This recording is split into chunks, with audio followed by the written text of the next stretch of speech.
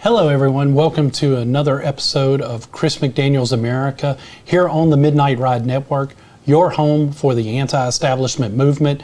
As you can tell, I am decidedly not Chris McDaniel. I am his co-host, Jack Fairchild. Chris is away, busy working at the moment, so we wish Chris well, hope to have him back again with us next week. But join me again this time, filling in and sitting in my chair is my good friend, Midnight Ride founder Jim Cegelski. Jim, welcome back. Thanks, Jack. I'm becoming your Joan Rivers, by the way, because I'm safe. Filling in whenever you're in that seat. So I'm proud to be here, and I'm happy to be here, and we'll hope that Chris gets back here soon. Well, don't you just wish, though, that there was something to talk about? I mean, it's been such slow news weeks that there's nothing to talk about. Of course, I kid, because if you weren't paying attention the last couple of days, you've seen a lot of stuff come out, with probably one of the biggest stories being Kamala Harris picking her running mate.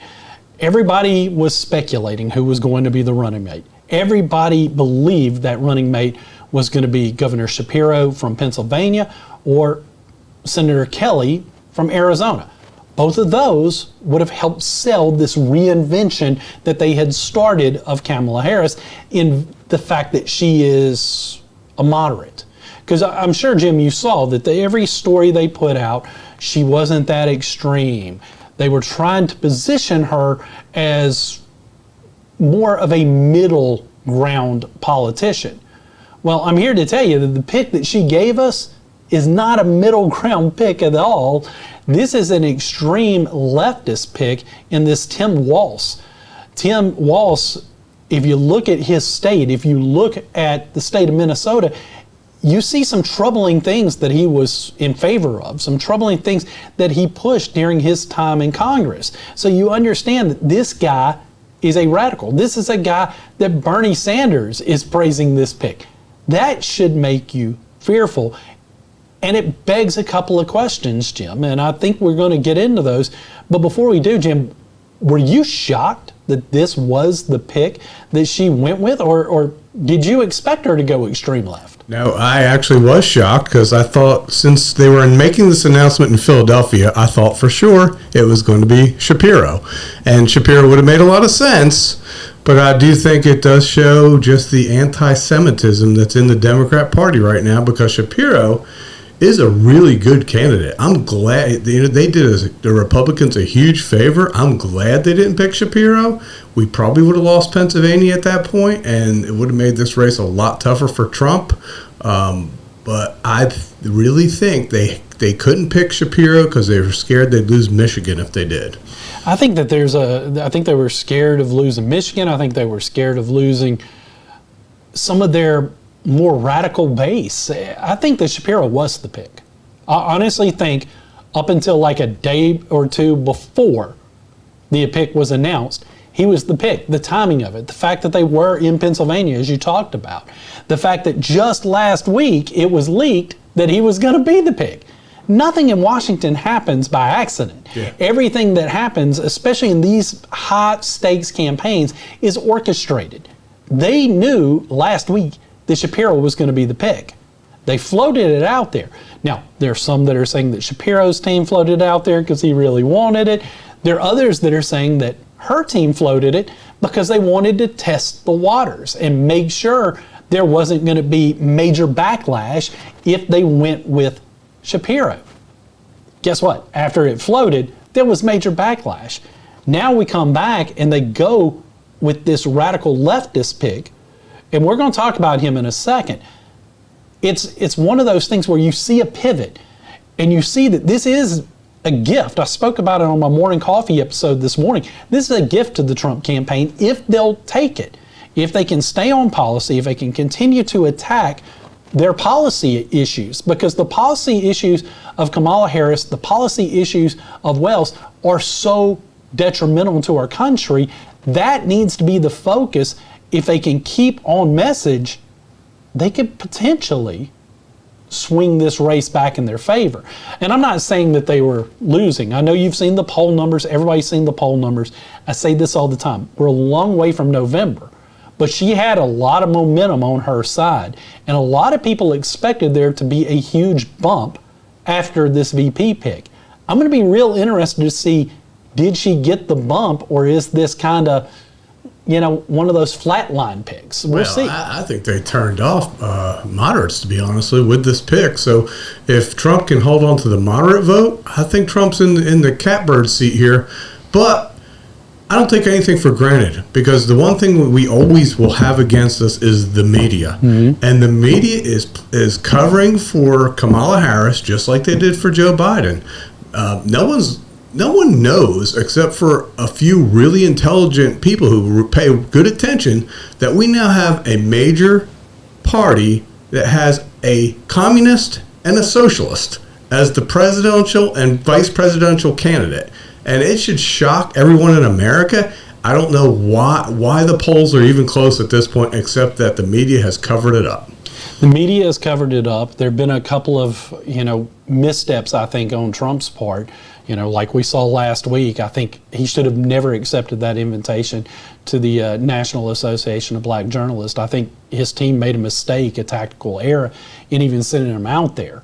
So there have been a couple of hiccups here or there that I think, because anything that they can misconstrue, anything that the media can take and twist and use against him was always going to be used against him. If you expect Trump to just sit there and just kowtow to the media and try never to say anything they can shift and turn, he wouldn't be able to say a word. No, and that's not what I'm saying. What I'm saying is that his team should be smarter than to send him in a lion's den like that. Yeah, I kind of disagree with you in the fact that I don't think that was really bad for Trump.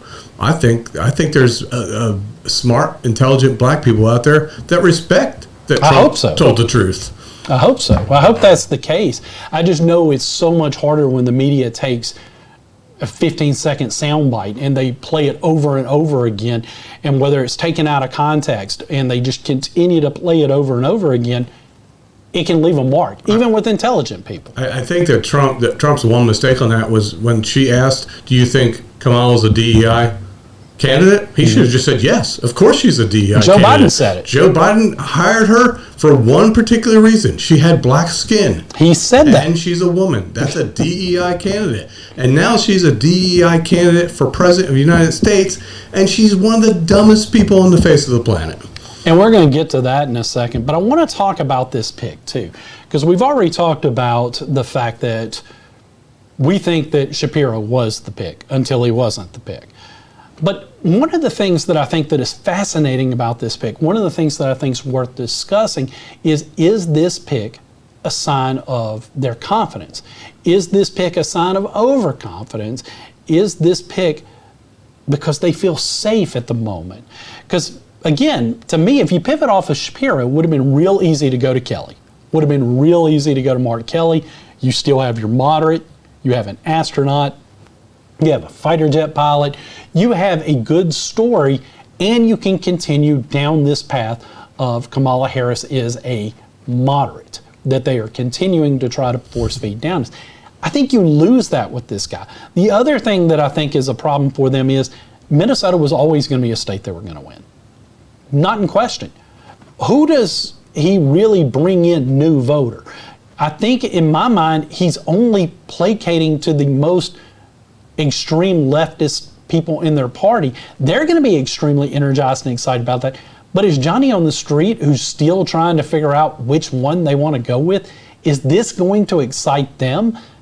I don't know that it will. Now, I got to give Walz a lot of credit. The man is a great speaker. And if you've watched his announcement speech, if you've watched him when he was getting up there giving these stump speech, he's the guy that came up with the Trump's weird, Vance is weird, which, as silly as it is, it has stuck and it's been around for a little while.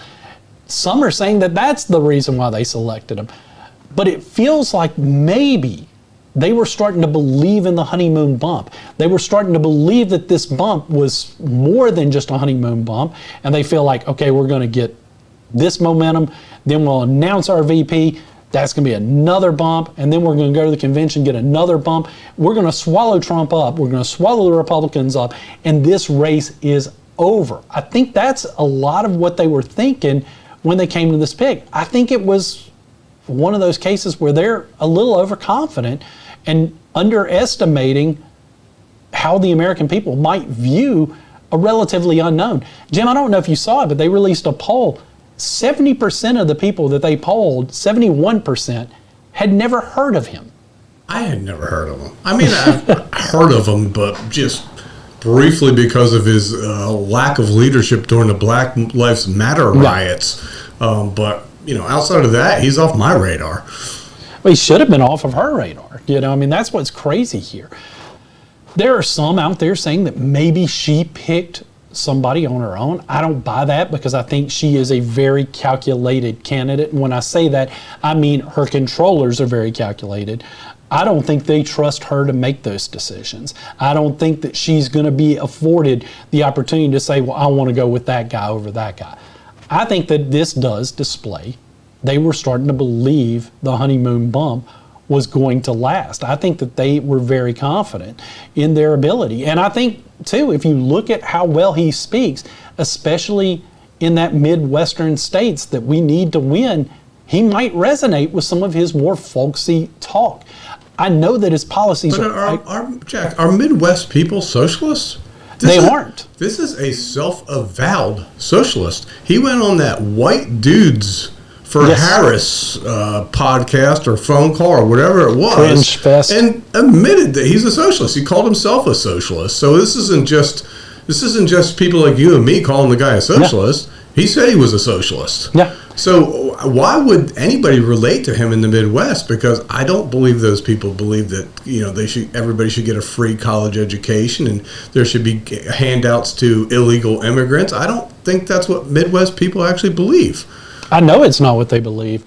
The fear is that they won't do their own research and they'll just get wrapped up in the flowery speeches. We've seen it before. I hope that's not the case. I don't believe that's going to be the case, but that's, I think, part of what they're banking on. And I do think it would be a mistake to underestimate this ticket just because we look at it and we see it as the gift. I think that this ticket can win. That's the scary thing. I wish I could sit here right now, Jim, and tell you, she picked this, the race is over, worst pick ever.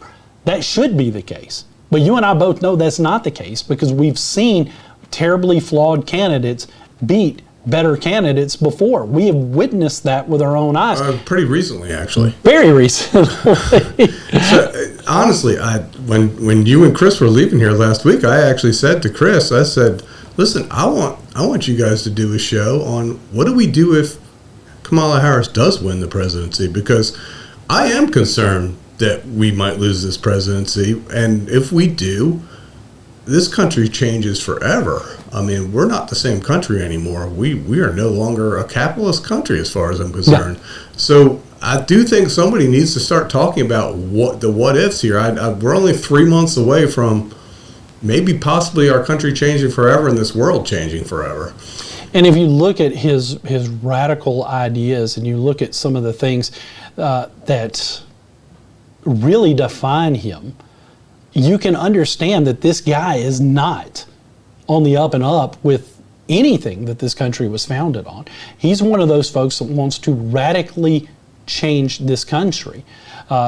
He signed legislation to allow minors to get same-sex operations in Minnesota. He signed a bill that required schools to stock period products in boys' bathrooms. He's Tampon Tim is his nickname. And I think the Republicans should stick with that nickname. That's a good one. Trump should call him that every time he gets a chance. Tampon Tim. He signed a bill into law that will give driver's license to potentially 77,000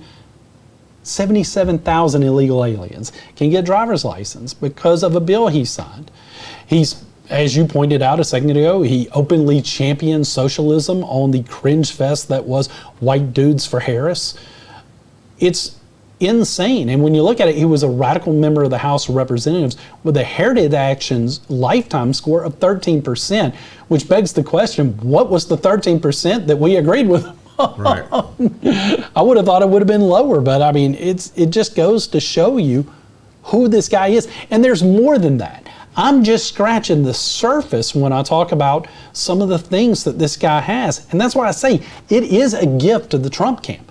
They're just going to have to hammer over and over again and paint the two of them as, and I've already heard it said from Republican circles, and I think this is exactly what they need to do.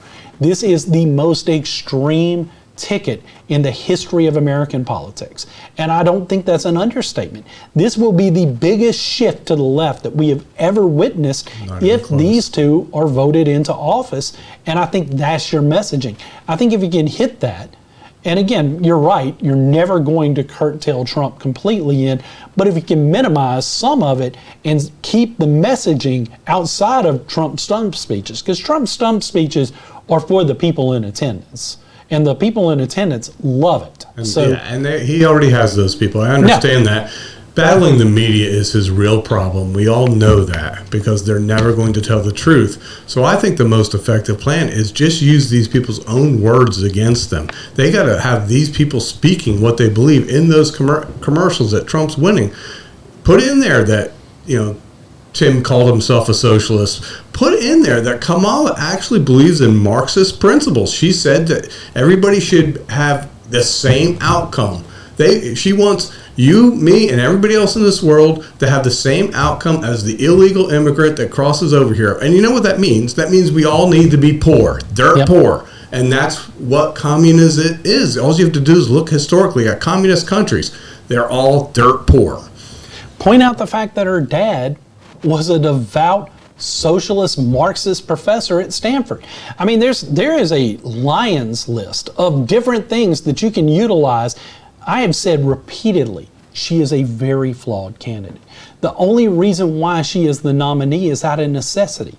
I think the only reason why they tapped her on the shoulder is they didn't want to have to figure out how to get back all the Biden donations they already had.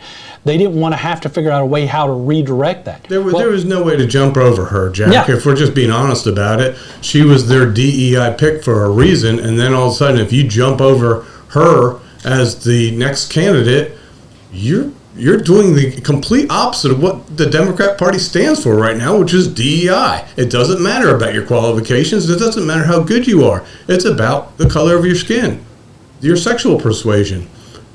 What gender you are. That's all it's about.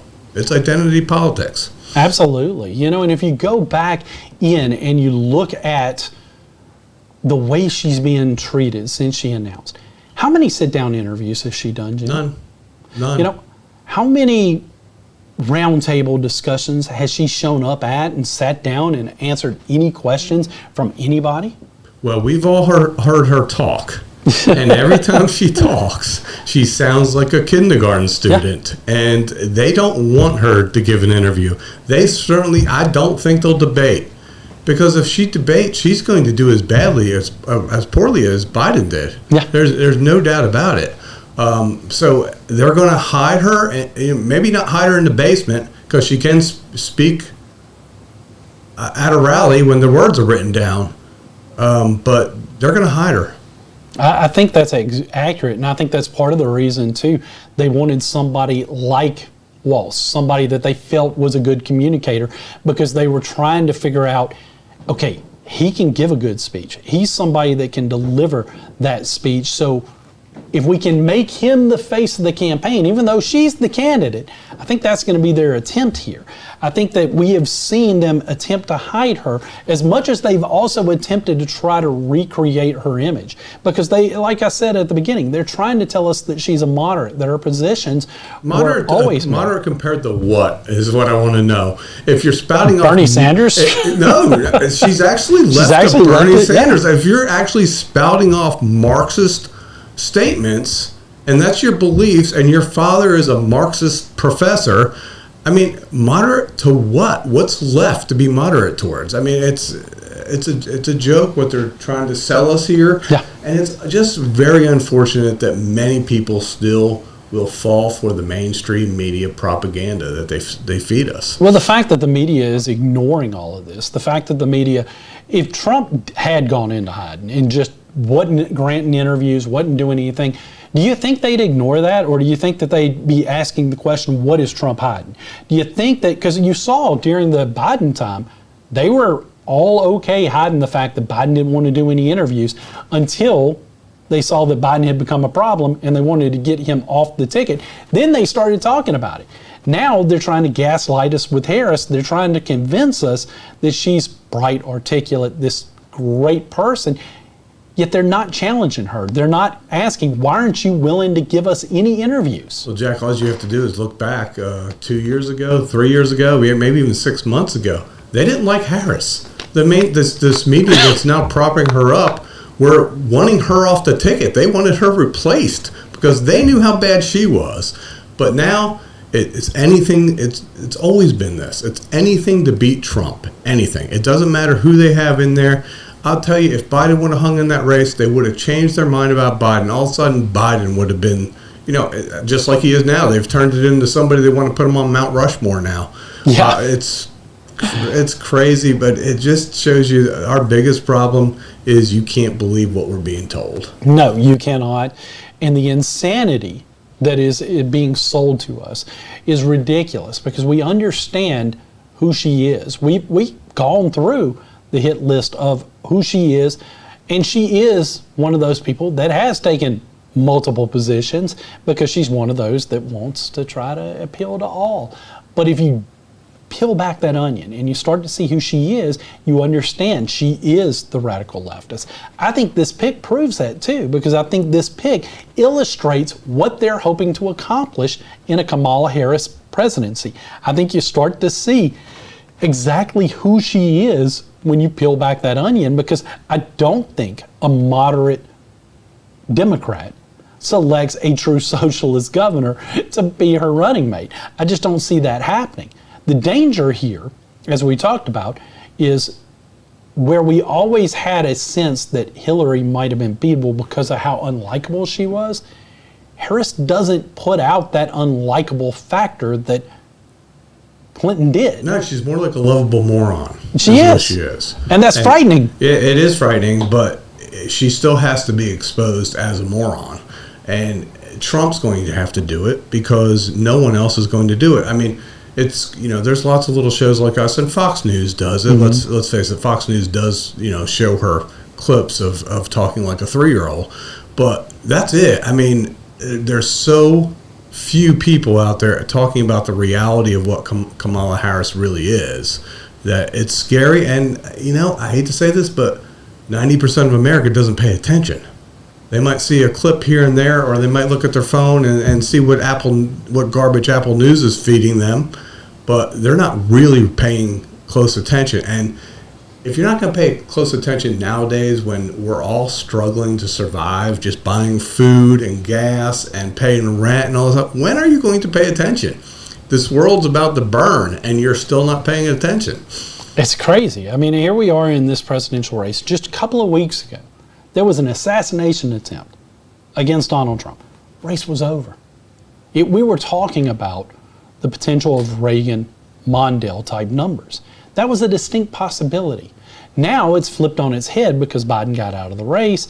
Nothing changed other than the Democrats feel like they can go back to the inflamed rhetoric that led to a potential assassination attempt in the first place. And they now have a new candidate. They're going to try. You're absolutely right, Jack. Mm-hmm. Nothing has absolutely changed at all. Biden had pulled so far to the left. He was Harris at this point, and Harris is Harris. Nothing has changed. The country's still heading down this terrible downward spiral that we're in, and nothing's changed. But all of a sudden, oh my God, we have this communist leading America, and it's shocking that even the media is going to pull this off on us, because this is going to affect them too at some point. Oh, it absolutely will. Because again, if we go down a communist route, if we go down a true communist socialist regime, they're not necessarily kind to the media. They're not necessarily willing to grant you that free press that you so claim that you want. It's insane that they are so complicit in this. It's almost as if they don't understand how much this will damage them in the long run. The fact that they've been willing to hide things the way that they have, and that's not new. I mean, they did it in 2020 when they hid the Hunter Biden file, and they claimed that that was a non-story, or they sat on the information that they had until after the election because they were more concerned with getting Joe Biden elected and defeating Donald Trump. The insanity that we continue to see, I mean, there was a time in our country where the media was trusted. The most trusted man in America was at one time Walter Cronkite, right? Yep. He was put out there as this guy that you could trust when he came on and talked. They told news media not to challenge, not to interject your opinion. Quite frankly, that's the way it should be. If you're doing an opinion show like this, absolutely interject your opinion. But when you're reporting the nightly news, report the story. Don't give us the opinion. Don't give us the personal feel. Just report it. That's not what we do anymore. They feel like they have to challenge everything. They feel like they have to get involved and become the story. As somebody that took journalism courses and went through college to be a reporter, I know what I was taught in college, and I was taught never to be the story. I was taught that we were supposed to be objective. Even if we had a strong opinion about it, we couldn't put it in that piece. And yet I see every day, whether it's in a newspaper story or whether it's on television, I see reporters that are utilizing the tricks that we were told not to do right their way. Jim, you run a newspaper, so you know that a lead in a newspaper, the start of it, can take the reader down the path the author wants it to. So if I'm writing a news story and I want you to be sympathetic to the person that I'm writing this story about, if I put something colorful in the lead, I'm already leading you down the path I want you to, and I'm not just reporting the story any longer. It's fine to do if you're doing a features piece. It's fine to do if you're writing an opinion piece. But when you're just covering a news story, it's offensive and it's borderline criminal. And that's what they're doing now on this national level. And that's exactly what they're doing right now in their attempts to protect Kamala Harris and her radical agenda. Well, it's actually worse than that, Jack. If you think about it, they're rewriting history. Yeah. They had reported that Kamala Harris was the border czar. She was put in charge of the border by Joe Biden. It's there in black and white. You can see Joe Biden giving a speech where he's putting her in charge of the border.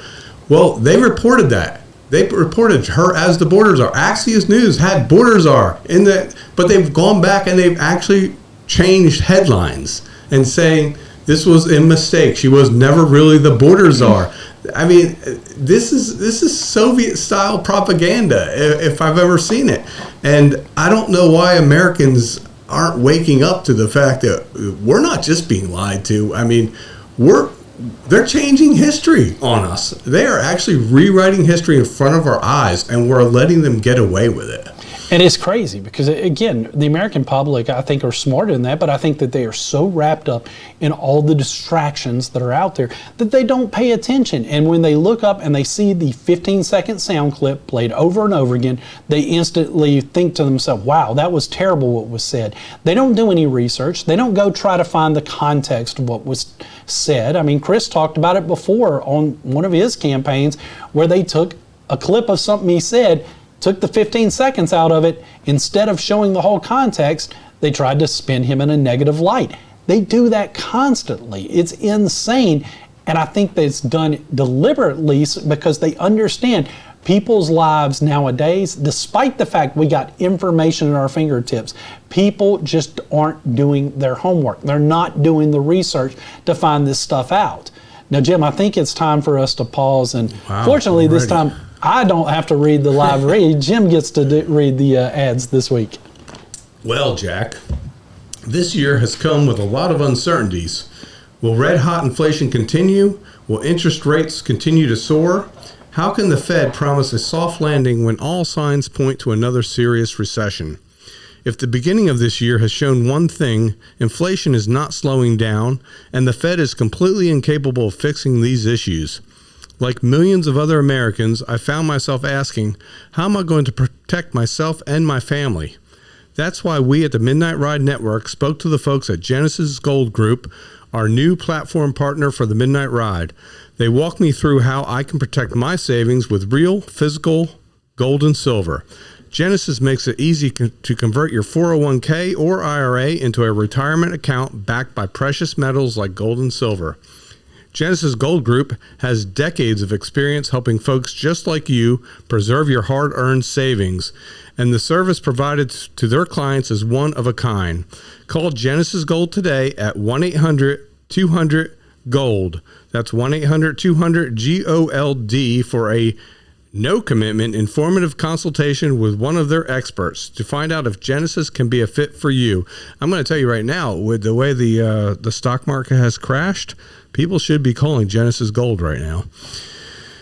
And here's another one of our new sponsors. And when it comes to protecting you and your family's future, I'm excited to share with you another one of the Midnight Ride's new sponsors, Prepper Beef. Prepper Beef offers a range of freeze-dried beef in freezer boxes with steaks and roasts made from high-quality all-American cattle. These products are made to last for up to 20 years, ensuring you have access to premium beef for decades to come. By supporting Prepper Beef, you're not just buying beef, you're supporting American ranchers, values, and your family. Join us in our mission to eat well today and eat well tomorrow. Visit themidnightridebeef.com and stock up for the future. Jack, I think our sponsors take on new meanings when the fact that we have a communist and a socialist running for the presidency and vice presidency of the United States on a major party platform ticket. They kind of do. I mean, and it's crazy because, I mean, you look at it. Now, there are some hopeful signs out there, Jim, that maybe the public's not falling for this as much as we fear. Maybe the public is starting to see through some of the nonsense of what they're trying to sell us, because did you see some of the results last night in the elections? I saw Cory Bush lost, and I'm very thankful for that. I think that's a huge surprise because Cory Bush, of course, being one of the members of the squad, and she's actually the second squad member to lose a Democrat primary this year following Jamil Bowman's loss in New York. She was definitely a controversial lawmaker, and we know she was a huge voice in the Black Lives Matter movement. She was huge with the BLM. I think that we're starting to see that some Americans had enough of some of this division politics. Well, I think more importantly, she was anti-Israel, pro-Hamas, and I do think you're right about that. I think Americans are getting sick of people being pro-terrorists in the Democrat Party.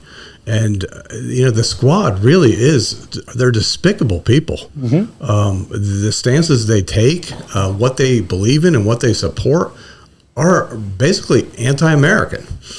Well, when you look at this and you start to see, that the rejection, because that's two of their members down in a primary, they're in districts we know that the Republican's not going to win. So the best shot to beat them was always going to be in a primary. Right. It is what it is when it comes to those particular districts.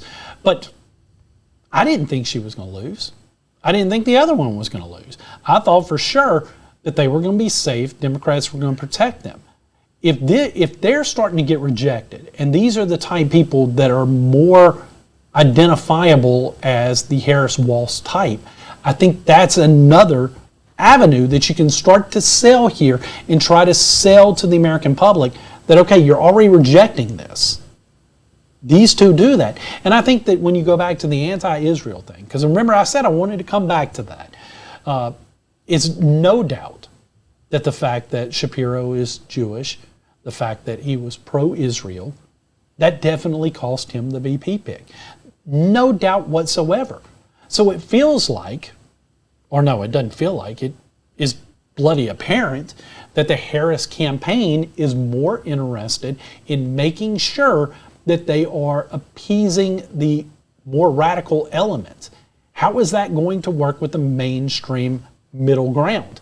I don't think it's going to work because I think they're going to look at this. Now, of course, Shapiro, being the good little soldier that he is, he was quick to come out and say, well, no, I think it was an excellent pick. but you know he has to be burning inside because he wanted it, or else he wouldn't have been lobbying for it as hard as he was. Well, you know what? Here's what I'd say to Shapiro. Why in the world are you supporting Kamala Harris when she's an anti-Semite, at least anti-Israel at best? But Kamala Harris is on tape supporting the squad. She's come out and defended AOC and squad members. And those people are anti-American. They're the people that support the people that are burning our flag. So I don't have any sympathy for Shapiro at all. I think he was a much better candidate than Walz. But Shapiro, get out of the Democrat Party, because I don't have any sympathy for anyone that's a Democrat right now. Because as far as I'm concerned, if you're a Democrat, you don't really like the country. I tend to agree that there's definitely a disconnect. They don't like the country as we like it. They don't like the country as what it stood for centuries. They don't like freedom. No. They definitely don't like liberty because they believe the government should tell you what's best for you. They don't like us keeping our own money. No. They love taxes. They do. I mean, what exactly do they stand for? Except for being radical, tearing down everything our founding fathers built the country on. I mean, what do Democrats really stand for nowadays? I mean, if you go and look at the platform of Kamala Harris, there isn't one. No. It's not there. So we know she loves open borders. We know she wants to give out handouts to buy votes. She wants to tear down our Supreme Court. I mean, everything's anti-American. It's insane when you look at it. And I apologize for coughing. It just hadn't coughed all day, and all of a sudden we started doing a live broadcast. And it happens. No, it's 100% insane when you look at where they stand on so many of these issues. And it's one of those things where I'm questioning why so many of them are still on that team. Look, there are multiple times that I question the Republican Party, and everybody knows that. There's a reason why I'm not as active in state Republican politics anymore, and you can point back to last year and you see why. So I get that. But again, because of my frustrations, I took a step back. I'm not going to be a cater to politicians that I know I don't agree with. If you're a Democrat and you're sitting there right now, and I'm looking at you right now, Democrats that don't agree with this pick, you don't agree with Kamala Harris, you don't agree with a move to socialism, why are you still standing tall with that party? Why are you still endorsing those candidates? That's the question that we need to start asking, because again, Jim, I think you're hitting the nail on the head. These people are reachable. They may not want to be, but we get so wrapped up in red versus blue. Oh, they're on the red team. Oh, we're on the blue team. We have to do that. And we ignore when people within our own parties do bad things. We ignore when they make a shift so far away from what we hold values. We are so desperate to hold on to Team Blue or hold on to Team Red that we're not willing to call out the bad actors within our own party. The Democrats have always gone Team Blue first. Republicans, we have had in the past a willingness to call out bad Republicans. We're getting as bad as them. And you see it right here in our own state. So we know where, but I think a lot of the Republicans that see that recoil from that and have pulled back from the party. We vote for individual candidates. We're not giving money to the party anymore because the party has proven to us that they are a joke. They don't care to defend our values, to stand up for conservative values. We have seen that. Well, if you're a more moderate Democrat, could you not say the same thing, that they have turned away from your values by going to the extreme? Is that not a true statement that they could look at? And even if you overlook the values part, how are you overlooking your own pocketbook? How are you overlooking your own self-interest? I write this week in my column that in 2020, Democrats were willing to cut their nose off to spite their face just to keep Trump out of office. Well, if they do it again this time, they're chopping their heads off to keep Trump out of office. And that's really what's going on in this country right now. Trump derangement syndrome is at an all-time high. They've turned this man somehow into the devil himself, and that's the media again. But we have a track record. If Donald Trump was in office, we have a track record. We know exactly what kind of presidency we're going to get from him. Mm-hmm. The one thing we don't know, but we're pretty sure, is what kind of presidency we're going to get from Kamala Harris. Yeah, and that is going to be the real nightmare, not Donald Trump. Yeah. We know what we're getting with Donald Trump, and it was pretty damn good. Yeah, it was pretty damn good. I loved having, $1.89 gas. Yeah, I thought it was wonderful to go to the shopping center and be able to get a whole cartload of groceries for $89. Have a nest egg savings. It was great to have a nice 401k. I mean, things were really good. I mean, I own a business. It was really nice to give my employees much bigger bonuses back then. The past 4 years have been a disaster, but the next 4 years are going to be the end of the country. And that's why if you're still voting if you're on the Harris bandwagon at this point, you're not an American. I'm sorry, you're just not an American. That's like I said, it's crazy when you think about it. Now, we were talking about the VP pick, and you can judge sometimes the excitement by the way leftists react to it. CNN's a pretty left-leaning network, right? I mean, there's no debate there that CNN is extremely... Maybe not as much as MSNBC, but absolutely left-leaning, yes. No, MSNBC is radical. Yeah. They would love the pick. So but if you looked, left-leaning political scientist Larry, and I apologize if I'm saying his name wrong, but it's Sabato, he told Jim Acosta on CNN, he said, the old rule, which you have heard many times because you're older than you look, is you do no harm with the vice presidential nomination. Do no harm. I'm sorry, despite what this one and that one and the other ones are saying, I don't think he does any serious harm at all and is a big plus in many ways. But there were others on CNN while he was coming out trying to defend it and saying that this could help give Washington, help give Michigan. Sabato, he didn't seem to be as strongly to agree, and there were other on CNN that seemed to be... I think Chuck Todd took a shot at this pick, actually. So, yeah, you know it's a risky pick when Chuck Todd thinks you made the wrong choice. Well, here's the other thing. Van Jones. You know who Van Jones is. Mm-hmm. He was an Obama cabinet member. He was one of his czars. I can't remember, he had so many czars, which was bizarre, but I can't remember which one. But he admitted that Kamala Harris picking Walz was her caving into some of these darker parts in the party in terms of appeasing the anti-Jewish bigots that have gotten marbled into this party. That's Van Jones. Van Jones, who is a radical himself, criticizing the pick. So if you look down, you can find where they found one left-leaning political scientist to say that, oh, this is a great pick. There was a reason they found that guy to say it. Because they had people within their own camp, including a radical like Van Jones, who came on and admitted, he said the worst part out loud. He said that this pick was done to cave into the anti-Semites within their own party. That's disgusting. Again, that's another thing that the Trump camp should be running over and over again. A little bit ironic that they try to portray Trump as Hitler. They even call him Hitler, but all the anti-Semites are over in the Democrat Party.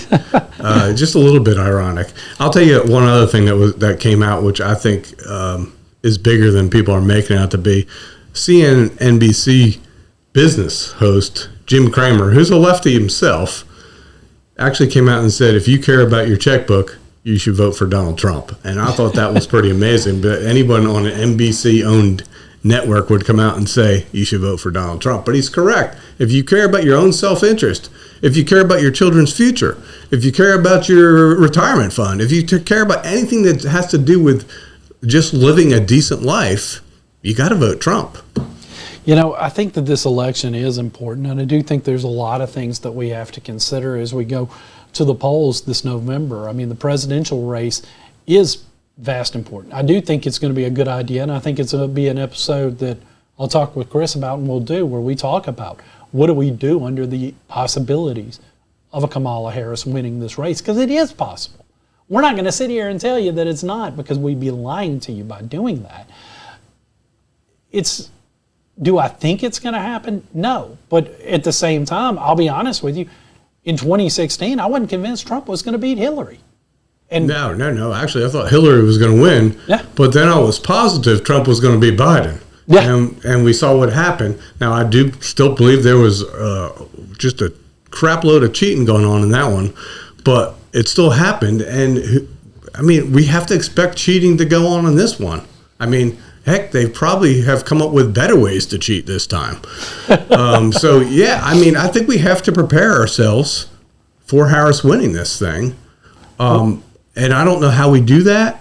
And I'm really hoping that Chris and you can tell us how to do it one week. You know, one of the things we've already seen, that the global stock has started to shrink. We're starting to see the stock market take a nosedive. So we're already seeing the warning signs. This is happening under the Biden administration. This is happening under their watch. It needs to be pointed out that this will continue, because all these lies that Joe Biden talked about, greatest economy ever, we brought jobs back. No, you didn't. You got people that lost their jobs to go back and get those same jobs back. Right. That's not job creation. No. That's nothing. That was just something that was always going to happen. Again, it was smoke and mirrors by the media who were covering for them. The media knew better. The media knew those jobs were just COVID jobs coming back. Yeah. But that's not how they played it. They played it like, oh my God, this is the best job creation president in the world, which we all knew it was untrue. But the people who aren't really paying attention, they fall for that crap. Absolutely they do. And it's insane when you follow as much and as often as we do. You know, the hope for, if there's a Biden, I'm still used to saying Biden in this race. If there's a Harris victory in November, it's just going to be relying on your states. I mean, you're going to have to go back to that. We don't have enough time to get into that now, but that's why, again, we plead with you to get more involved in your state and local elections, because we get so excited about presidential politics. Once every 4-year voters, as I like to refer to them, who only pay attention to presidential politics. The reason why a presidential race can matter as much is because you're not doing the job in your state. You're sending the same old senators, the same old congresspeople. Nothing's changing, and I don't care if they're Republicans, they've already shown to you that they're weak-kneed. They will bow to leadership. So who do you think is going to stand up and fight for you? You think it's going to happen in the governor's mansion? If you're in one of those states where you do, like a Florida or a Texas, God bless you. But if you're in one of the states that doesn't feel that secure, then you need to get off your tail and focus on that. Yeah, I got to tell you, I have no confidence that our politicians here in Mississippi will stand up to the federal government if there's a Harris federal government. No confidence at all. As a matter of fact, you almost have to feel like you have to rally the troops in a Texas or a Florida, because they're the only two states that do stand up to the federal government. But our state's a disgrace when it comes to that, honestly. And we're not alone. Most states that claim to be red are that way. No. Like I said, I think it's Texas and Florida. We named two. The only two. Yeah. And so, I mean, maybe that's the plan. If Harris becomes president, we all move to Texas and Florida. I'm not sure what else we do. You know, that may be the interesting plan. You know, but it's crazy when you think about it, because that's the answer: is get back involved, get back, and you need to do that whether Trump wins or not. I'm just going to be honest. If Trump wins, you can't sit on your hands and go, Trump won, so we don't have to do anything. We did that the first time he won. Right. We sat on our hands. We didn't drain the swamp. I know we could have maybe used a little bit more help in draining the swamp, but we ourselves as voters, we still voted for the same politicians. It didn't matter how little help they gave Trump when he was running the first time. The fact that Trump would say, I endorse him or whatever, was enough for you. You never researched the record. Sometimes we have to see through those endorsements and realize there is a political machine and a political game that has to be played, especially when you're vying for a second term.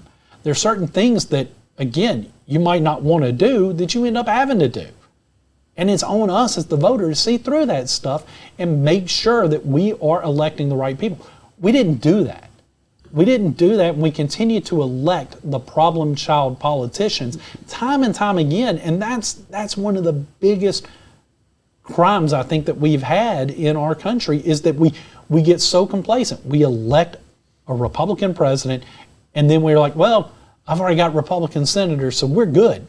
No, you need to look at their records, and if they're not scoring well, you've got to start to replace those people, regardless of whether Trump or Harris wins. Those are the things that you have to start doing. I agree with you 100%. I've been sort of pessimistic for this podcast, but on an optimistic side, this time around, if Trump does win, and we controlled the House and the Senate last time he won for his first term, or first couple of years, but we had a lot of people that worked against Trump in the Republican Party. That won't happen this time. If Trump wins and he does have a House and a Senate that's Republican, he will be able to actually drain the swamp this time, because he won't have anybody standing in his way at that point. So on a plus side, if we can, and I'm going to put this on our viewers. Listen, you guys are sold already. If you're watching this show, you're voting for Trump. Let's face it. Unless you're just here to torture yourself, you're voting for Trump. But what you got to do is you got to talk to those people that you know, your family members, your friends, especially outside of Mississippi or outside of the red states. Talk to those people about what's at stake in this election. This matters to the future of your children, your grandchildren. You got to get out there, convince 10 people to get out there and vote. If you have people in Minnesota, Pennsylvania, Michigan, Wisconsin, Arizona that you know, talk to those people. It's really important. And I just can't stress enough. I mean, I'm kind of old, but you're not old. I know my business partner here is not old. There's a lot of people that have a lot of living to do in this country. And you don't want to grow up you don't want to have your family grow up in a communist country. I'm just telling you, this country is a wonderful place, but we have to keep it free, and we have to keep it based on what our founding fathers founded it upon. Now, speaking of stories, and I don't know if you've seen this one yet, but I want to bring this one up, and this might be the one we close out with. Have you seen the story where the ex-security advisor to former Vice President Mike Pence, Olivia Troy, I believe is how you say her name, called on her former boss to endorse Harris and called it the right thing? Apparently, she's out there, she's on Team Harris, and says, if Pence is out there listening right now, I encourage you to do the right thing. Again, you've shown tremendous courage in the past, and you know what's at stake more than anyone here, and your voice can make an enormous difference for conservatives across the country. She's making an appeal to Mike Pence to endorse Kamala Harris for conservatives. It's incredible. It's incredible. People have lost their damn mind. It's another example that we are, in fact, living in the dumbest timeline, that you would even remotely think that. She is part of a new Harris campaign that was just launched, Republicans for Harris. Group made up of more than 25 Republicans. As part of the group's launch, they said that the stakes of this election are too high to let partisanship jeopardize our freedom in the Constitution. At the end of the day, this is about democracy, the ideals that Republican Party has held in the past about individual liberties and freedoms. That's what Kamala Harris is trying to do. It's about democracy. Let's vote for the person who didn't get any primary votes whatsoever. Ever. Yeah, that's about democracy. It's unbelievable. I mean, these people are so delusional, deranged. It's sickening to me, but this is what we're dealing with. A lot of times when we bring up Republicans like this, Chris likes me to put on a mask. I'm just saying. I'll do it. If it'll help Trump, I'm going to do it. Because I think this is perfect. I think this is the perfect example of rhinos, and of course, Jack, if Harris wins, I'm wearing this for the next 4 years. I don't know if you could deal with the plastic I'm going to smell. have to go into hiding in the jungle somewhere, so this is perfect. You know, it's crazy that this group exists. And I love the fact that she's talking about how Harris is trying to protect our individual liberties. On what planet? I mean, what is she talking about? Is she talking about just abortion? I mean, what is she talking about? Because I don't see them trying to protect any individual liberties. I don't see them doing anything to, as you pointed out, protect democracy when you're voting, asking people to vote for the one person that was elected in the least democratic method possible. She was appointed. She wasn't elected to anything. No. She was appointed to this position right now. And, you know, they continue to attack Trump on democracy. He's the threat to democracy. This is the same party who's weaponized the FBI, the DOJ, the IRS. This is the party that's anti-democratic. Everyone knows it. Even the people that are playing this game in the media, they know what's going on. They're going to keep pushing it this way because I don't know what they get out of it, but they're getting something out of it. Absolutely. Well, let's close with this today. And again, Chris, we look forward to having you back with us next week. Hope we did you proud today. But as we go into this election season, I say this all the time on The Right Side, and be sure to check out a new episode of The Right Side that we're hoping to record later tonight, where I'll have Ryan Walters on, and we're going to be breaking down this new VP in far more detail than we did here on this episode. But take a deep breath, because again, the media's job right now is to tell you that all is lost, that Donald Trump has no shot at winning, that Kamala Harris and her new dream ticket running mate that they have put together is an unbeatable force. They're going to cite polls. They're going to point to multiple examples here to tell you that there's no opportunity, no path moving forward. We're a long way from November. Don't fall for it. Don't believe that stuff just yet. Because I can tell you right now that if we work hard and we focus on the messaging, if we focus on her past statements, if we focus on hers and his past positions, you can win over these voters that we need to win over. If you focus on the fact that they are extreme, despite the fact that they're always saying that Donald Trump is an enemy of democracy. Yes, I know we're a republic. But using their own words, who do you think is more anti-democratic? Donald Trump, the guy who actually ran and secured his nomination, or Kamala Harris, the person that stabbed her old running mate in the back and took his position without getting a single vote? That's the question that you have to answer, folks. This has been Chris McDaniel's America. Thank you guys so much for watching. Jim, thank you for filling in today. We'll see you again next week.